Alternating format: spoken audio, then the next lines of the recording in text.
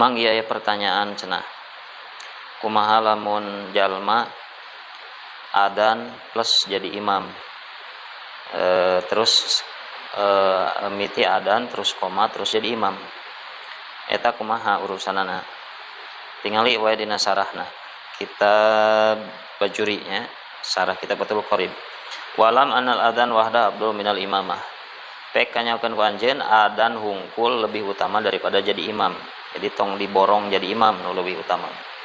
Ek diborong jadi imam, adzan jeung imam oge heg wae eta oge.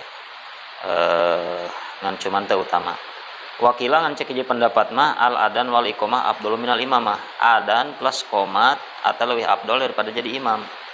Jadi ulah disangka bahwa status jadi imam itu lebih utama daripada tukang adzan.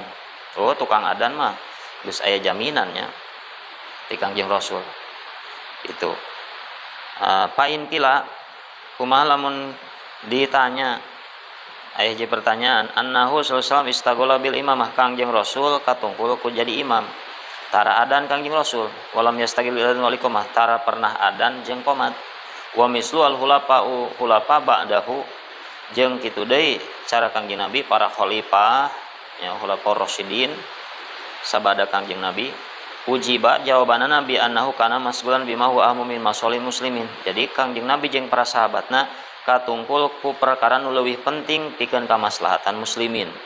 Ya. Jadi Rasul jeung para sahabat khulafaur rasyidin umumna tara adzan jeung qomat. Ala annahu ya, bahwa sesungguhna lau adzana bi nafsihi sallallahu la wajibal hudur ala kulli man sami'ahu hatal madur. Jadi lamun Kangjeng Rasul adzan atau khulafaur rasyidin adzan sorangan ya, terus qomat terus jadi imam misalnya atau adzan hungkul maka jawabanana la wajibal hudur ala kulli man sami'atal madur maka wajib kudu hadir ke setiap jalma anu ngupingkan adzan Kangjeng Rasul hatal madur sehingga jalma anu keur gering ge nu udur ge wajib kudu hadir ngadatangan ka masjid berjamaah sabab naon sabab nu manggilna Kangjeng Rasul gitu. Jadi teu pernah adzan Kangjeng Rasul mah nya ditugaskeun Bilal bin Rabah tukang adzan mah. Kitunya jawabanana mudah-mudahan bermanfaat.